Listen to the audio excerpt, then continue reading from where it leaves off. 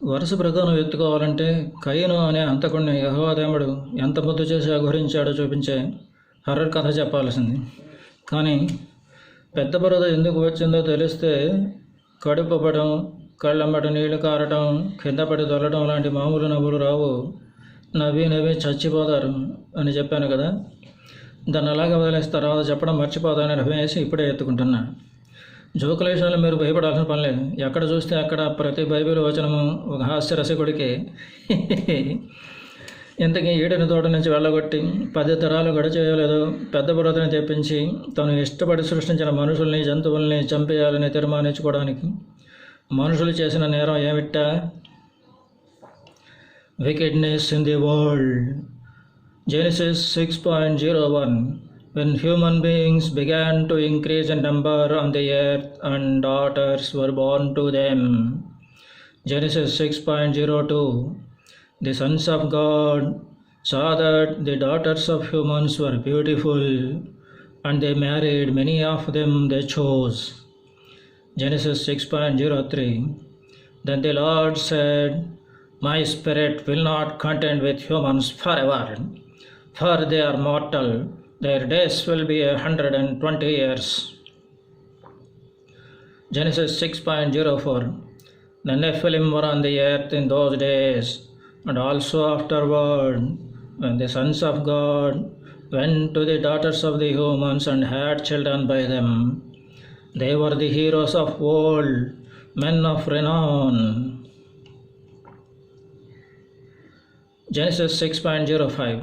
The Lord saw how great the wickedness of the human race had become on the earth, and that every inclination of the thoughts of the human heart was only evil all the time. Genesis 6.06. The Lord regretted that He had made human beings on the earth, and His heart was deeply troubled. Genesis 6.07. So the Lord said, I will wipe from the face of the earth the human race I have created, and with them the animals, the birds, and the creatures that move along the ground, for I regret that I have made them. Genesis 6.8. But Noah found favor in the eyes of the Lord. మనుషులు తామార్థం పరయ్యే కొద్దీ మనుషులకు కూతుళ్ళు పుట్టారట.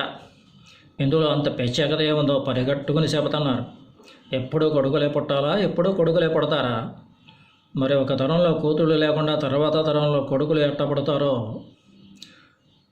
దేవుడి కొడుకులు మనుషుల కూతుళ్ళ అందాలను చూసేట, లొట్టలు వేసుకుంటూ వచ్చి పడ్డారట. ఎవడికి నచ్చనుకుంటే వాడు పెళ్ళాడేసేట. ఇదేమిటండోయ్, యేసు ఒక్కడే కదా దేవుడి కొడుకు? సాక్షాత్తు బైబిలే దైవపుత్రులు మందలకి మందలు ఉన్నారంటుంటే మరి యేసు ఒక్కడే దైవపుత్రుడు అంటారేంటి? అసలే యెహోవా దేవుడు కోపిష్టి గందా, అప్పుడే తిట్లకి లంకించుకున్నాడు. ఇంకా నా ఆత్మ మనుషుల్ని ప్రేమించి వాళ్ళని సుఖసుఖం ఉండనివ్వదు, వాళ్ళు చచ్చి తీరాల్సిందే, వాళ్ళ ఆయుష్ని 160 ఏళ్ళకి తగ్గించేస్తున్నాను, ఏమనుకున్నారో అని గర్జించి పారేశాడు. ఈడని తోటలో ఉన్న నిత్యజీవం ఇచ్చే చెట్టు పండు తినలేదు కాబట్టి మనుషులు అప్పటికే మోర్చల్స్ అయిపోయారని మర్చిపోయాడా వెరినాదేవుడు? మళ్ళీ ఉట్లు దగ్గర పిలిచి శాపమే ఎత్తుకున్నాడు. ఆ మనుషులు ఎక్కడున్నారో, ఆ దైవపుత్రులు ఎక్కడున్నారో, ఈ యెహోవాదేవుడు ఎక్కడున్నాడో, ఈ ఉత్తిత్తి శాపాలు ఏమయ్యాయో కానీ దేవుడి నా కొడుకులు, మనిషి నా కూతుళ్ళు పెళ్ళిళ్ళు చేసుకోవడం ఆగలేదు సరే కదా. వాళ్ళకి పుట్టిన పిల్లవధాలు హైబ్రిడ్ వరి వంగడాల మాదిరి హీరోలై ఫారోలై రప్పాడించేస్తున్నారు. దాంతో యెహోవా దేవుడికి కోపం నసలానికి అంటింది. కాలగొడైన చోట సొరసొర కాలిపోయింది. ఇక్కడ కామెడీ ఏమిటా అంటారా? తను ఇష్టపడి తను రూపం ఇచ్చి ప్రాణం పోసిన మానవ జాతిలోని కన్యలు దేవుడి కొడుకులు అంటే తన సొంత కొడుకులకు నచ్చితే కుళ్ళి ఏడవటం కామెడీ కాదు. మనుషులు దేవుళ్ళు పెళ్ళిళ్ళు చేసుకోవడం అంటే మానవజాతి ఒక అంతస్తుకు ఎదిగినట్టు కాదు. అలా ఒక మెట్టు ఎదిగిందో లేదో ఇలా కోపం తెచ్చేసుకుని వీళ్ళని భూమి మీద నుంచి తుడిచి పారేస్తాను అనే కాడికి అసలు సృష్టించడం దేనికి? ఎంకి పెళ్ళి సుబ్బుచావుకు వచ్చిందన్నట్టు దేవుడి నా కొడుకులకు కామం కళ్ళు పొరలుగా మీ వాళ్ళు వచ్చి మనుషుల కూతురున్న లేపుకెళ్ళిపోతే ఈ తిక్కనా దేవుడు మనుషులకనే రొట్టె కట్టి వీళ్ళని మంచేస్తానంటాడు. ఇది ఎక్కడి న్యాయం? మీకు ఇంకా అసలు విషయం బోధపడనట్టుంది. ఈడిన తోటలో పాముగాడిని ఎందుకంటే రేగేషన్ క్వశ్చన్లు అడగలేదు. అడిగి ఉంటే తెలిసేది యెహోవా దేవుడి బతుకు బజార్న పడి ఉండేది. దేవుడి కొడుకులు అంతే. ఈయన గారి కొడుకుల దగ్గర పెద్ద పరపతి లేదు. మాట తేడా వస్తే ఎత్తి ఏట్లో కోలేసి జాడించి కొట్టి రుబ్బేస్తారు. మనిషిని కొట్టి మొగుడిని కొట్టి మగసాలకి ఎక్కినట్టు ఉన్నాము. మొగుడు కొట్టినందుకు కాక తేడు కూడలు నవ్వినందుకు ఏడ్చినట్టు గాను అసలు నేరస్తుడిని ఏమీ చేయలేక అమాయకుల్ని శిక్షించడం యెహోవా గారి నేర స్మృతిలోని ఆణిముత్యం లాంటి మొదటి నీటి సూత్రం. అప్పుడు పాముగాడు చేసిన ద్రోహానికి ఆది జంటను శిక్షించడం మొదటి సన్నివేశం. తమ్ముడిని చంపేసిన కయ్యనుగాడికి వాడికి వరన్న హాని తలపెడితే 10 హాని జరిగే వరాన్ని ఇవ్వటం రెండవ సన్నివేశం. ఇప్పుడు కొద్దిమంది తన కొడుకుల కామత్వాన్ని ఏమీ చేయలేక మొత్తం మానవజాతిని నేలలో ముంచేసి చంపేయడం మూడవ సన్నివేశం. ఈ మూడైనా అనకండి, పోను పోను చాలా వస్తాయి ఇట్లాంటి ట్రాజిక్ ఆమెకో హర్రర్ సీన్లు. పోనీ కదా చస్తారు పాపిష్టి ఎదవలు. Every inclination of the thoughts of the human heart was only evil all the time అని రూఢైపోయినట్టు బతుకుతున్న వాళ్ళు చస్తే తప్పేంటి, చేసిన తప్పును సరిదిద్దుకున్నట్టు అవుతుంది అనుకుంటే అది కాదు. నోవా ఒక్కడు మాత్రం యెహోవాడికి పెచ్చగా నచ్చేసేట. ఎందుకు నచ్చాడో తెలియదు. 7 రోజుల సృష్టి కథలోనూ వెరితనమే తప్ప లాజిక్కు లేదు. 7 తోటపెట్ట కథలోనూ వెరితనమే తప్ప లాజిక్కు లేదు. పెద్ద బురద కథలోనూ వెరితనమే తప్ప లాజిక్కు లేదు. ఓ నాయనో, ఈ జోకులేంటి, ఈ మేళమేంటి, అందరూ పాపాత్ములైపోయారని ముంచేస్తానంటాడు. మళ్ళీ ఒక్కడు మాత్రం నచ్చాడనేస్తాడు. ఈ ఒక్కడు నచ్చడానికి లాజిక్కు ఏంటి? యెహోవా దేవుడికి లాజిక్కు తెలియదు, మ్యాజిక్కు తప్ప. లాజిక్ అడిగితే నువ్వు బిలీవర్ ఎట్లా అవుతావు? అలా కాదండి, సుంటలు కూడా నమ్మలేని నిజాల్ని ఇంత తెలివైన వాళ్ళం ఎలా నమ్మాలి? దేవుడు చెప్పింది మినిమం నమ్మబుల్ అనిపించాలి కదా అంటారా? మీ కర్మ.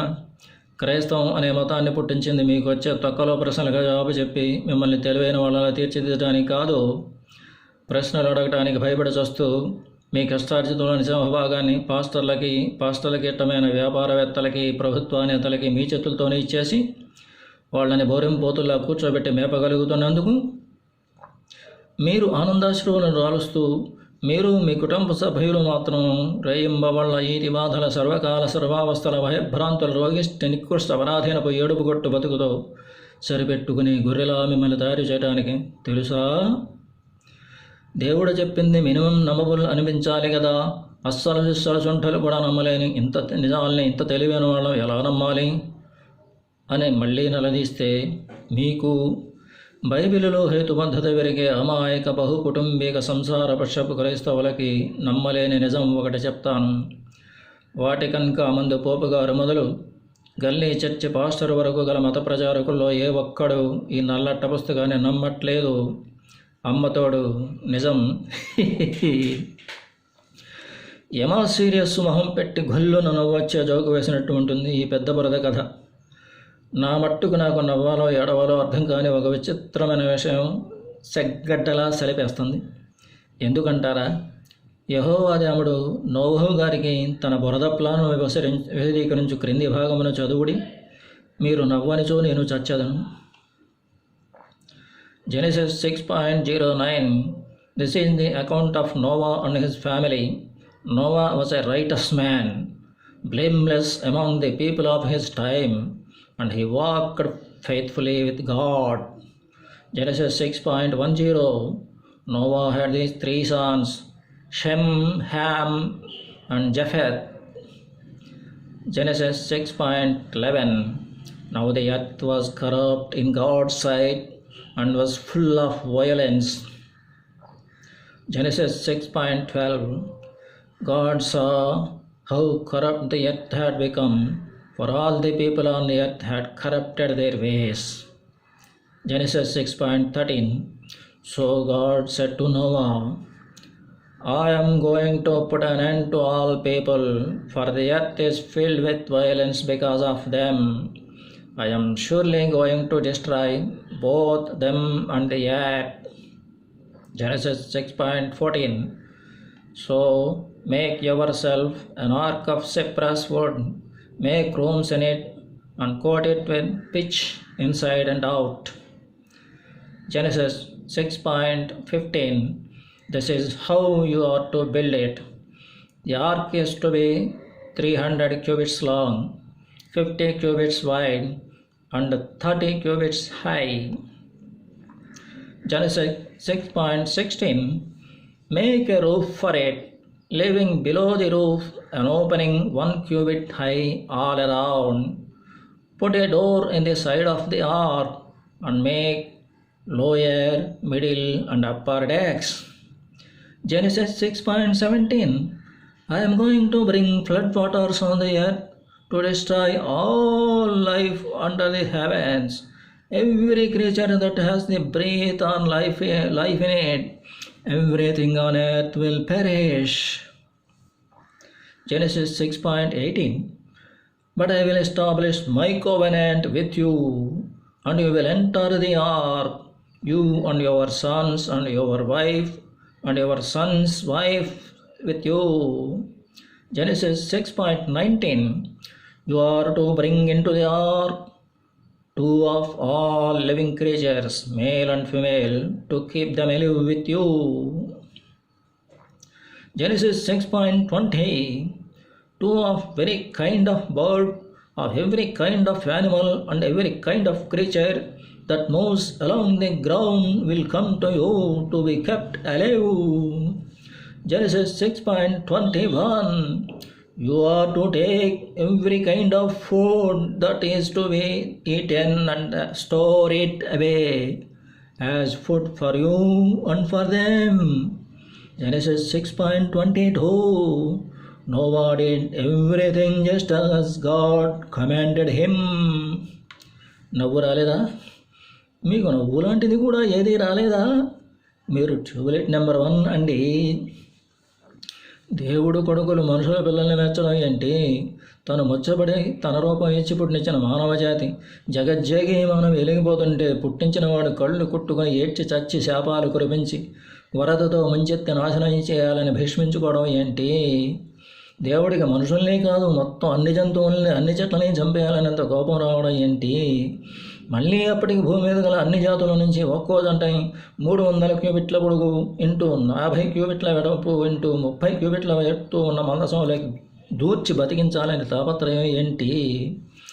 ఎట్లాగూ తన చుప్పనాతి కడుపు దగోత్తరం కాలిపోయేటట్టు చేసి పాపిష్టి మందని ముంచేసి వరద తగ్గాక మళ్ళీ కొత్త సృష్టి చేయొచ్చు కదా. ఏంటండి మీరు చెప్పేది? ఒక్కసారి 6 రోజుల పాటు సృష్టించేది కలిసిపోయి ఒళ్ళు డసిపోయి కళ్ళు బయలు గమ్మి కొలబడిన వాడికి మళ్ళీ ఆ పెద్ద కష్టం ఎత్తుకోవడానికి దమ్ముంటుందా? ఆర్క్ అంటే కంటైనర్ మాత్రమే. చాలామంది అనుకుంటున్నట్టు పొరబడుతుంటుంది పడవ లాంటిదో ఓడ లాంటిదో కాదు. కానీ పాస్టర్లు పడవ అనే చెప్తున్నారు, సినిమాల్లో కూడా పడవలా చూపిస్తున్నారు. అబద్ధాల పుస్తకాన్ని సబద్ధం చేయడం కోసం తలకు అబద్ధం చెప్పడానికి ఎవడి కల్పనా చాతుర్యం వాడు చూపిస్తున్నాడు. 1984 నాడే హెన్రీ మారిస్ అనే మగన్నబావుడు గారు the biblical basis for modern science అని ఒక పరిశోధన గ్రంథాన్ని జనం మీదకి వదిలాడు. The ark was to be essentially huge box designed essentially for stability in the waters of the flood rather than for movement through the waters. The ark was taller than a normal 3-story building and about 1.5 times as long as a football field. The total volumetric capacity was equal to 1,396,000 cubic feet, 39,500 cubic meters, equivalent to 522 standard railroad stock cars. For more than enough space to carry 2 of every known kind of animal, living or extinct. గొర్రెలకు నచ్చేలా బుజ్జాయింపు లెక్కలు బాగానే చెప్పాడు. కానీ అయితే అన్ని చోట్లను అందరూను వెర్రి గొర్రెలే ఉండరు కదా. పాపం. The flaws in Morris calculations became evident when you consider that according to many creationists, Noah's Ark included hundreds of dinosaurs. That would mean, for example, the Brachiosaurus, 2 of them of course, each of which weighed about 50 tons and reached 88.55 feet, 26 meters long. Even if two representatives of all of Earth's animals could somehow fit on the ark, enough space would be needed for drinking water and food for an entire year. అని ఒక ఆయన 2014లోనే గాలి తీసేశాడు. According to meaning creationist, Noah's ark included hundreds of dinosaurs అన్నది చదువుతుంటేనే కడుపు చెక్కలైపోయింది నాకు. మొదటి భాగంలో నేను చూపించిన దృశ్యంలోని 9 ఏళ్ల కుర్రాడి డౌట్ గుర్తొచ్చి, మూలిగే నక్క మీద దాటిబండు పడ్డట్టును, చచ్చిన బామని మళ్ళీ మళ్ళీ చంపాలని చూస్తున్నట్టును అనిపించే ఈ డైనోసార్ల వరాన్ని కూడా బైబిల్ని శాస్త్రీయమని నిరూపించేయాలని సూడోసెన్స్లో ఎక్కించేశారా? వీళ్ళ అజ్ఞానం తగలయ్యా. మామూలుగా అన్నిటికన్నా గొప్పదైన ఒకే ఒక్కటి అని పేర్కొనే ఒక విషయానికి సంబంధించి ఒకటి ఉండడమే గొప్ప. యుద్ధాలంటే ఇష్టం ఉన్నవాడు తనకు నచ్చిన ఒక యుద్ధాన్ని మదర్ ఆఫ్ ఆల్ వార్స్ అంటారు. కథలంటే చెవి కోసుకు చచ్చేవాడు తనకు నచ్చిన గొప్ప కథని మదర్ ఆఫ్ ఆల్ స్టోరీస్ అంటాడు. ఆటపాటలంటే కళ్ళు పీకు చచ్చేవాడు తనకు నచ్చిన గొప్ప పాటని మదర్ ఆఫ్ ఆల్ సాంగ్స్ అంటాడు. కానీ జోకులంటే పడి చచ్చే నాకు నచ్చిన గొప్ప జోకుని మదర్ ఆఫ్ ఆల్ జోక్స్ అని చెప్పడానికి బైబిల్ విషయంలో మాత్రం కుదిరి చచ్చట్లేదు. ఎందుకంటే రెండో భాగంలో అనుకుంటాను, వచ్చేసాం మదర్ ఆఫ్ ఆల్ జోక్స్ అనదగ్గ క్రైస్తవేతరులని వెరి వెంగడపలకు సైతం ROFL రప్పించగల హాస్యగుడిక ఇదే అని ఘోరించాను. తీరా చూస్తే ఇప్పుడు ఇట్లాంటిది మరొకటి కనబడి చేస్తుంది. అదేమిటంటే రాజుగారిపాట మొదటిసారి అన్నట్టు జరిగిన 7 రోజుల సృష్టి హడావిడికి, రాజుగారిపాట రెండోసారి అన్నట్టు జరిగిన 7 రోజుల సృష్టి హడావిడికి జెనిసిస్ 1 మొదలు జెనిసిస్ 2 వరకు కొంచెం తేడా ఉన్నప్పటికీ ఆ భాగంలో కొంత చెప్పి ఈ భాగంలో కొంత చెప్పడం అనే ఓదార్పు ఇచ్చుకోవచ్చును. కానీ ఇక్కడ ఒకే భాగం కింద ఒకే తలకట్టు పెట్టి చెప్తున్న దగ్గర హే దేవుడు మందసంలోకి ఎక్కించాల్సిన జంతువుల లెక్కల్ని 2 రకాల లెక్కలతో చెప్పాడు. ఒక వెర్షన్ ప్రకారం Genesis 6:19 you are to bring into the ark 2 of all living creatures, male and female, to keep them alive with you. Genesis 6:20 2 of every kind of bird, of every kind of animal, and every kind of creature that moves along the ground will come to you to be kept alive అని అన్నిటినీ ఎక్కించమని బల్ల కొద్దీ చెప్తున్నవాడే Genesis 7:2 take with you 7 pairs of every kind of clean animal, a male and a female, and 1 pair of every kind of unclean animal, a male and its mate. Genesis 7:3 and also 7 pairs of every kind of bird, male and female, to keep their various kinds alive throughout the earth. అని కొన్నింటిని మాత్రమే ఎక్కించమని గొప్ప వెసులుబాటు కూడా ఇచ్చేశాడు. ఇంతవరకు నవ్వు రాలేదు కదూ? రానక్కర్లేదు. వచ్చినప్పటికీ చిరునవ్వు, మొలకనవో, గెలకనవో వచ్చి ఉండవచ్చును. వచనం చాలా గంభీరమైన భాషలో లెక్కలు చెప్తున్నట్టు ఉంది కాబట్టి నవ్వు రాకపోవడం సహజమే. కానండి బైబిల్ రచయితలు ఇట్లాంటి వాళ్ళు కాదు కదా. మొదటి లెక్కకి Genesis 6:2 Noah did everything just as God commanded him అని బందోబస్తు చేస్తూను, రెండవ లెక్కకి జెనిసిస్ 7:5 దగ్గర and Noah did all that the Lord commanded him అని బందోబస్తు చేస్తూను నవ్వనివాడు పాపాత్ముడు అన్నంత జబర్దస్తు జోకు వేసేశారు. ఇంతకీ ఒకటి ఫాలో అయితే ఇంకొకటి ఫాలో అవడం కూడా 2 పరస్పర విరుద్ధమైన ఆజ్ఞల్ని ఒకే దేవుడు ఒకే మనిషికి ఒకే దఫా జమాయించి వేసేస్తే ఆ నోవహు అనే విశ్వాసుల కట్లను విశ్వాసి ఏది ఫాలో అయి ఉంటాడు? మీరు పట్టించుకున్నారో లేదో కానీ ఈ క్లీన్ యానిమల్స్, అన్క్లీన్ యానిమల్స్ అనే కేటగిరీ గురించి ఆలోచిస్తుంటే తస్సలు రవ్వా నా మనసు రాజమందిరం అయిపోయిందంటే నమ్మండి. పాపం పెరిగిపోయిందని చంపేస్తుంటే క్లీన్ యానిమల్స్ అని రక్షించడం వరకు చెప్పి ఉంటే అమ్మయ్య ఇదొక్కటి రీజనబుల్, పర్లేదు, కొన్ని చిన్న చిన్న తప్పులు ఉన్నప్పటికీ చెడును నిర్మూలించి మంచిని పెంపొందించడం అనే ఎలిమెంట్ ఉంది అని సర్దుకుపోయేవాళ్ళం. కానీ నేను అబ్జర్వ్ చేసి తెలుసుకున్నది ఏమిటంటే యెహోవా దేవుడికి మంచి కన్నా చెడు ఎక్కువ నచ్చుతుంది, శుభ్రత కన్నా అపరిశుభ్రత ఎక్కువ నచ్చుతుంది. సన్మార్గుల కన్నా దుర్మార్గులే యెహోవా దేవుడికి పిచ్చగా నచ్చేస్తారు. మళ్ళీ వెనక్కి వెళ్ళి సొంతం ఎత్తుకుంటాను కానీ కయ్యూని గురించి ఇక్కడ కొంచెం చెప్తాను. ఆ ప్రకారంగా ఏడెని తోట నుంచి వెళ్ళగొట్టినబడిన తర్వాత ఆదాము హవ్వను ఎంతగానో ప్రేమించాట. ప్రేమిస్తే ఏమవుతుంది? తొక్కవుద్ది, తోలవుద్ది. ఇది కూడా తెల్దా? మగ జంతువుకి అలుపు వస్తుంది, ఆడ జంతువుకి గడుపు వస్తుంది. హవ్వకు కూడా అదే వచ్చింది. పండంటే పిల్లడు పుట్టాట. ఆదాము పుట్టోడికి ఖయీన్ అని పేరు పెట్టాట. ఆదాము హవ్వని ఇంకోసారి ప్రేమించాట. ఇంకో పండంటి పిల్లాడు పుట్టాట. ఆదాము వీడికి ఏబెల్ అని పేరు పెట్టాట. ఖయీను మొక్కల్ని పెంచుతుంటే ఏబెల్ గొర్రెలు పెంచుతున్నట్ట. యెహోవా దేవుడికి తెలివి తక్కువ, ఆకలి ఎక్కువ కాబట్టి భక్తులు వాళ్ళ కష్టం నుంచి దశమ భాగం దేవుడికి వాటా ఇవ్వాలి. భక్తుల్లో కలిగినోడు పెడతాడు, లేనోడు పెట్టలేడు అని ఊరుకునే రకం కూడా కాదు. తనకు పెట్టడం కోసమైనా సరే భక్తులు సంపాదన పరులే తీరాల్సిందే. నువ్వు చస్తావా, 10 మందిని చంపుతావా అనేది యెహోవా దేవుడికి అనవసరం. తన వాటా ఇవ్వకపోతే తనే నువ్వు చంపేస్తాడు. బహుశా క్రైస్తవుల్లో దరిద్రులు తక్కువ ఉండటానికి ముఖ్యమైన కారణం తన వాటా ఇవ్వకపోతే యెహోవా దేవుడు చంపేస్తాడనే భయంతో తనకు అవసరమైన దానికన్నా ఎక్కువ సంపాదించడం కాబోలు. కాబట్టి ఖయీను, ఏబెలు ఎవరి పనుల్లో వాళ్ళు ఆరితేరిపోయారు. కయీను తన మొక్కలకు కాసిన రుచికరమైన పళ్ళను నైవేద్యం పెట్టాట. ఏబెలు తన మంద నుంచి ప్రశస్తమైన రుచిగల మాంసమును నైవేద్యం పెట్టాట. యెహోవా దేవుడు ఏబెలు పెట్టిన దాన్ని లొట్టలు వేస్తూ తిన్నట్ట. యెహోవా దేవుడు కయీను పెట్టిన దాన్ని ముట్టని కూడా ముట్టలేట. కయీను చిన్నపుచ్చుకున్నట్ట. దేవమొహం పెట్టుకు తలంచుకునించున్నట్ట. అప్పటికి యెహోవా దేవుడు, ఏం వాయ్ మై డియర్ షేక్స్పియర్, ఎందుకు అలా మొహం వేళ్లాడేసుకున్నావు? దుమదుమలు దేనికి, తలంచుకోవడం దేనికి? నువ్వు సరైన పని చేస్తే నేను మెచ్చుకోకుండా ఉంటానా? ఏది సరైనదో అది చేయలేదంటే ఏమిటన్నమాట? పాపం నిన్ను లోపరుచుకోవాలని చూస్తున్నది. వద్దు వద్దు, దాన్ని గెలువు అని చెప్పేట్టు కూడాను.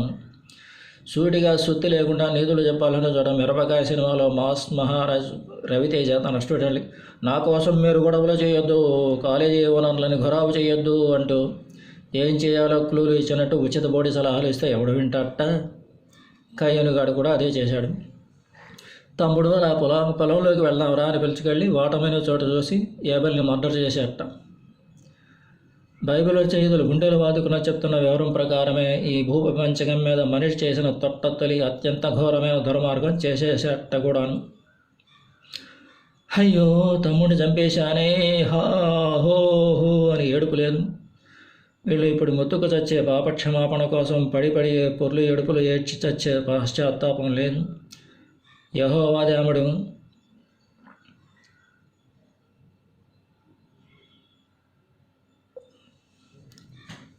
బైబిల్ రచయితలు కూడా తమ్ముడిని ఒళ్ళ కొవ్వెక్క చంపేశాడని దుర్మార్గుడిని తిట్టరు. వాడు పాపం చాలా మంచోట్ట, సాతాను వాడిని లంగు తీసుకోవడం వలన అట్టా చేసేట. తస్సదియ్య వాళ్ళకి నచ్చిన వాళ్ళు చేసిన చెడ్డ పనులన్నీ సాతాను మీదకు తోసేయడం, కషమించి పారేయడం. మళ్ళీ వాళ్ళకి నచ్చాలంటే సత్యసంధత, పరోపకారము లాంటి మంచి గుణాలు కాదు ఉండాల్సింది. నలుగురినో 10 మందినో ఎరగనోకి 1కి 10 రెట్లు దోచుకుని అందులో 10వ వంతు తమకి వాట ఇచ్చేవాడు మాత్రమే బైబిల్ రచయితలకి యెహోవా దేవుడికి నచ్చుతాట. సాక్షాత్తు లార్డ్ గాడు ఎక్కడ నీ తమ్ముడు అని నిలదీస్తే, నేను వాడికి రచ్చకుండా నాకేం తెలుసు పో అని మొహం మీదే కంచిది కొట్టినట్టు చెప్పేసరికి సకల లోక సృష్టికర్త కూడా బెక్క చచ్చిపోయి, ఎంత పాపిష్టి పని చేశావు, విను, భూమిని చేయించుకుని తమ్ముడి రక్తం నన్ను ఏడుస్తూ పిలుస్తోందిరా, ఇదే నీకు నా శాపం. నీ చేతుల నుంచి గారని నీ తమ్ముడి రక్తాన్ని పెంచుకున్న నేల నేను తన నుండి తరుమునుగాక. నువ్వు దున్నిన్న నేల నీకు పంటలను పండించి ఇవ్వదు. నువ్వు ఎడతెరిపి లేని దేశదొమ్మరి అయిపోయేదవు అంటూ గుండెపాటి గుమ్మడి గారిల రక్తం తనకెంతో ఇష్టమైన కాయాలను తిట్టొచ్చాల్సినకు ఏడుస్తూ గుండెలు బాదుకుంటున్నాడు. ఈ యాక్షన్ పాట నా సొంత కామెంటరీలేండి. సెంటిమెంట్ పండించి బైబిల్ రచయితలకి యెహోవా దేవుడికి కూసింత మంచి పేరు తెద్దామని కొంచెం ఓవర్ యాక్టింగ్ చేశా. అతికినట్టు లేదు కదూ. ఈ అట్ట ఆత కొద్దీ బైబిల్ దేవుడి దుర్మార్గం దాచేస్తే దాగుద్దా, మూసేస్తే మొక్కిపోద్దా? అసలే కయ్యనుగాడికి మండిపోతాము. తనిచ్చిన ప్రసాదాన్ని తక్కువలో గడ్డి అన్నట్టు చూసి ఏబెలుగాడి ప్రసాదం అబ్బా అబ్బా ఎంత బాగుందో, అబ్బా అబ్బా అన్నట్టు చూసి రెచ్చగొట్టిందే యెహోవా దేవుడైతే తనకు శిక్ష వేయడం ఏంటని అదే బయటికి కక్కేశాడు. అంత చిన్న తప్పుకి ఇంత పెద్ద శిక్ష? నీ బాటికి నువ్వు ఇవాళ ఇక్కడి నుంచి వెళ్ళగొట్టేస్తావు, నేను ఇదే సరిగా మరి నవ్వుతాను, నా నిర్వాహకం తెలిసాక ఎవడికి తోడితే వాడు చంపేస్తాడు అని ఘోర్నెళ్ళిపోయాడు. దాంతో యెహోవా దేవుడికి వాడు పోతే తనకి ప్రసాదం పెట్టే దిక్కు లేదని ఒంటి మీదకు తెలివచ్చి, అలా కాదురా, నిన్ను ఎవడన్నా చంపితే వాడికి 10 కీడు మూడిద్దురా, నా బుజ్జి కదూ, నా మీద కోపం తెచ్చుకోకురా అని గొప్ప వరం ఇచ్చేసి వాడికి ఇంకో 10 మంటలు చేయడానికి కావాల్సిన ధైర్యం చెప్పి పంపిస్తే వాడు పోయి ఈడనికి తూర్పున ఉన్న నాటి దగ్గర సెటిల్ అయ్యట. ఈడను నుంచి ఎప్పుడో తన్ని తగిలేశాక మళ్ళీ వీడు ఈడులో ఉన్నట్టు చెప్తాడేంటి అనిపిస్తే అలా నవ్వించి పుసుక్కుని కానీ కిసుక్కుని కానీ నవ్వు వస్తే సాధు మనసుకున్న సంసారపక్షపు క్రైస్తవ కసుక్కున ముళ్ళుకొచ్చుకున్నట్టు మనస్సుకి చివుక్కుమనిపిస్తే ఆ తప్పు నాది కాదు, మీదే. మీకు రోషం వచ్చి ఇందులో నా తప్పేంటి అంటే పాస్టర్ల దగ్గరికి పోయి మీరు తేల్చుకోండి. బైబిల్లో ఏముందో మక్కి చూపించడం తప్ప సొంత విశ్లేషణలు చేయనన్నాను కాబట్టి తెగని ముడిపడని గొడవలోకి నన్ను లాగొద్దు ప్లీజ్. సరే, ఈ కయ్యను మగనం బావడం గారి కథ తర్వాత చూద్దారి. పెద్ద బురదల కథకి వద్దారి. అబద్ధం చెప్పినప్పటికీ గోడ కట్టినట్టు ఉండాలంటే లెక్కలు సరిచూసుకుని దట్టించితే చాలు నేను అనుకున్నారా ఏమో కానీ నోహ గారి వయస్సు లెక్క, వర్షం ఎన్ని రోజుల తర్వాత మొదలై ఎన్ని రోజుల పాటు కురిసింది అనే లెక్క, మందసం ఎన్ని రోజులు నీళ్ళలో ఉంది అనే లెక్క, ఎన్ని రోజుల తర్వాత నీళ్లు ఇంకిపోయి నేల కబడింది అనే లెక్క పక్కాగానే చెప్పారు. కానీ ఆస్ట్రేలియాలోని కోలాభలోకము, దక్షిణ అమెరికాలోని లామాదుప్పి, అంటార్కిటికా మంచుగండంలోని పెంగ్విన్లు ఈ అప్రాచ్యపు మధ్యప్రాచ్యంలో ఉన్న నోవహు గారి మందసం దగ్గరికి ఎలా వచ్చి పడన్నాయనే లెక్క మాత్రం చెప్పలేదు. నోవహు మరియు నోవహు గారి సతీమణి, నోవహు గారి 3 కొడుకులు, వారి భార్యామణులు ఈ సమస్త జంతు వృక్ష జాతుల్ని దాదాపు 1 సంవత్సరం పాటు ఎట్లా పోషించారనే లెక్క అయితే ఈనాటికి తెలియడం లేదు. అందులోనూ ఒకదాన్నొకటి తినందే బతకలేని పరస్పర శత్రు స్వభావం గల మాంసాహార శాకాహార జంతువులు 1 సంవత్సరం పాటు అన్యోన్యతను ఎలా పాటించాయి ఈ పెట్ట కథని చెప్పిన వాళ్ళకే తెలియాలి. నమ్మే వాళ్ళకి నమస్కారం పెట్టాలి. దేవుడు తలుచుకుంటే ఏదైనా చేయగలని అనుకుంటే సరిపోతుంది కదా అంటారా? అలా కానివ్వండి, లేదంటే మనకి పిచ్చెక్కి క్రైస్తవంలోకి దూకాల్సి వస్తుంది. ఎందుకు వచ్చాను గోల? రాజవేడలేరవి తేజములరగా కుడి ఎడమలడాల్ కత్తులు మెరయగా అన్నట్టును అమ్మ బయలెళ్ళినాదో నాయన అమ్మ తల్లి బయలెళ్ళినాదో అన్నట్టును వాస్తవ ప్రపంచంలో ఏనాడు జరగలేదని ఆఖ్యాలయిష్టులు తేల్చేసిన జరగని భాగవతాన్ని యెహోవా దేవుడు అకుంఠితమైన దీక్షతో తన శక్తియుక్తులన్నింటినీ రంకరించి నడిపించిన విధం ఎంత భీభత్సమైన హాస్యరసం చెప్పిలేలా ఉంటుందంటే బలహీన మనస్కులు, గుండెపోటు, రక్తపోటు ఉన్నవారు దయచేసి డాక్టర్ పర్యవేక్షణలోనే ఇప్పుడు చెప్పబోతున్న కథనాన్ని వినండి.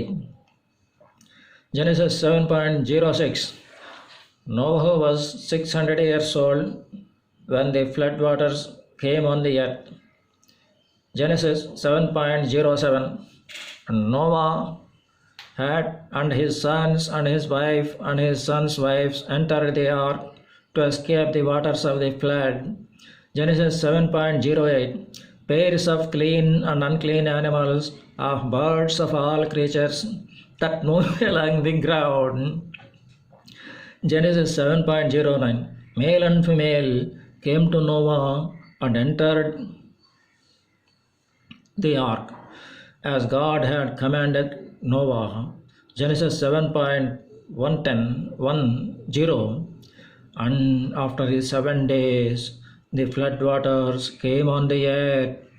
Genesis 7.11 In the 600th of Noah's life, on the 17th day of the 2nd month, on that day all the springs of the great deep burst forth, and the floodgates of the heavens were opened. Genesis 7.12 And rain fell on the earth 40 days and 40 nights. Genesis 7.13 On that very day Noah and his sons Shem, Ham and Japheth, together with his wife and the wives of his 3 sons, entered the ark. Genesis 7.14 They had with them every wild animal according to its kind, all livestock according to their kinds, every creature that moves along the ground according to its kind, and every bird according to its kind, everything with wings. Genesis 7.15 Pairs of all creatures that have the breath of life in them came to Noah and entered the ark. Genesis 7.16, the animals going in war, male and female, every living thing, as God had commanded Noah, then the Lord shut him in. Genesis 7.17, for 40 days the flood kept coming on the earth, and as the waters increased, they lifted the ark high above the earth. Genesis 7.18, the waters rose and increased greatly on the earth, and the ark floated on the surface of the water. Genesis 7.19, they rose greatly on the earth, and all the high mountains under the entire heavens were covered. Genesis 7.20, the waters rose and covered the mountains for a depth of more than 15 cubits. Oh my God! Genesis 7.21, every living thing that moved on land perished. Birds, livestock, wild animals, all the creatures that swam over the earth, and all mankind. Genesis 7.22, everything on dry land that had the breath of life in its nostrils died. Genesis 7.23, every living thing on the face of the earth was wiped out, people and animals and the creatures that move along the ground, and the birds were wiped from the earth. Only Noah was left, and those with him in the ark. Genesis 7.24, the waters flooded the earth for 150 days. Genesis 8.01, but God remembered Noah and all the wild animals and the livestock that were with him in the ark, and he sent a wind over the earth, and the waters receded. Genesis 8.02, now the springs of the deep and the floodgates of the heavens had been closed, and the rain had stopped falling from the sky. Genesis 8.03, the water receded steadily from the earth. At the end of the 150 days, the water had gone down. Genesis 8.04, and on the 17th day of the 7th month, the ark came to rest on the mountains of Ararat. Genesis 8.05, the waters continued to recede until the 10th month, and on the first day of the 10th month, the tops of the mountains became visible. Genesis 8.06, after 40 days, Noah opened a window he had made in the ark. Genesis 8.07, and sent out a raven, and it kept flying back and forth until the water had dried up from the earth. Genesis 8.08, then he sent out a dove to see if the water had receded from the surface of the ground. Genesis 8.09, but the dove could find nowhere to perch because there was water over all the surface of the earth. So it returned to Noah in the ark. He reached out his hand and took the dove and brought it back to himself in the ark. Genesis 8.10, he waited 7 more days and again sent out the dove from the ark. Genesis 8.11, when the dove returned to him in the evening, there in its beak was a freshly plucked olive leaf. Then Noah knew that the water had receded from the earth. Genesis 8.12, he waited 7 more days and sent the dove out again, but this time it did not return to him. Why? I don't know. Genesis 8.13, by the first day of the first month of Noah's 601st year, the water had dried up from the earth. Noah that removed the covering from the ark and saw that the surface of the ground was dry. Genesis 8.14. By the 27th day of the second month, the earth was completely dry. Genesis 8.15. Then God said to Noah, Genesis 8.16, come out of the ark, you and your wife, and your sons, and their wives.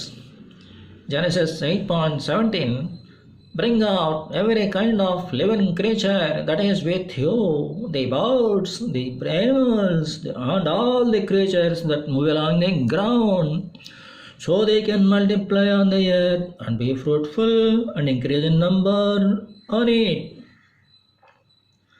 Genesis 8.18. So Noah came out together with his sons and his wife and his sons' wives. Genesis 8.19.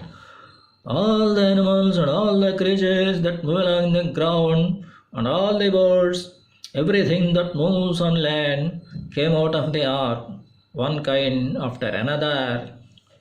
Genesis 8.20.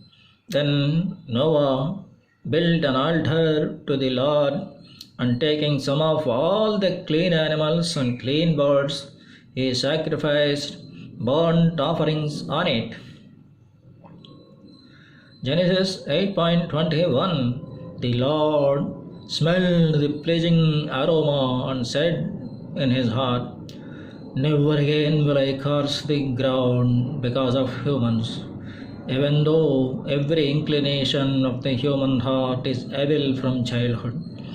And never again will I destroy all living creatures as I have done. Genesis 8.22. As long as the earth endures, seed time and harvest, cold and heat, summer and winter, day and night will never cease.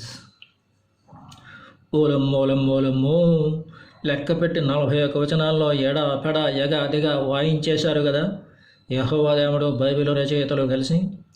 ఇంతకీ జరిగిన ఘోరం నేరం భీభత్సం ఏమిట్టా? ఏమీ లేదండి, నేను ఊరికే డాక్టర్ని పెట్టుకోండని అదే నీదినే జోకులేస్తే అడిలిపోయిన వాళ్ళు మీ పక్కన కానీ ఉంటే జాగ్రత్త, వదిలేస్తే క్రైస్తవంలోకి జంప్ అయ్యే ప్రమాదం ఉంది.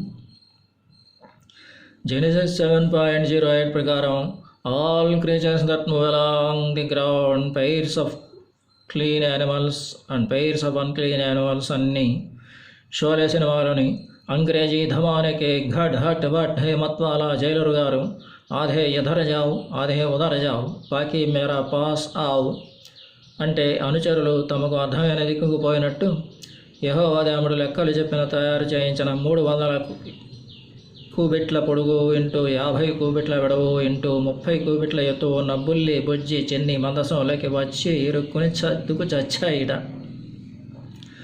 నీళ్లు మందసంలోకి పోయిన వారం రోజుల తర్వాత ఈ దేవుడు స్వర్గపు నీటి కయ్యల లాకుల్ని ఎత్తేసాట.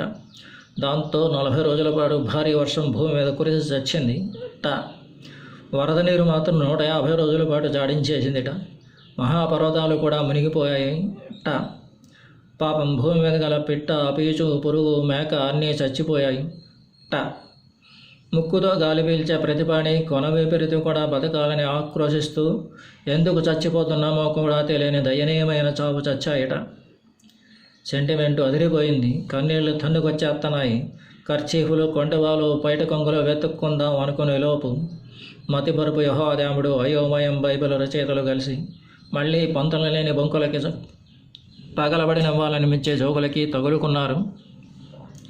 జెనిసిస్ 7.24 దగ్గర the waters flood earth for 150 days అని 150 రోజుల వరకు వరద అస్సలు తగ్గలేదని కచ్చి లెక్క చెప్పి జెనిసిస్ 8.03 దగ్గర the water receded steadily from the earth అంటూ క్రమేణా తగ్గినట్టును at the end of the 150 days the water had gone down అని 150 రోజుకి వరద నీరు మట్టానికి దిగిపోయినట్లునో చెప్తున్నారు. నిజమైన వరద ఏదన్నా జరిగి చస్తే గిస్తే వీళ్ళలో ఎవడన్నా కంటితో చూసి చస్తే గీస్తే కొంచెం కథని తప్పులు లేకుండా రాసేవాళ్ళు.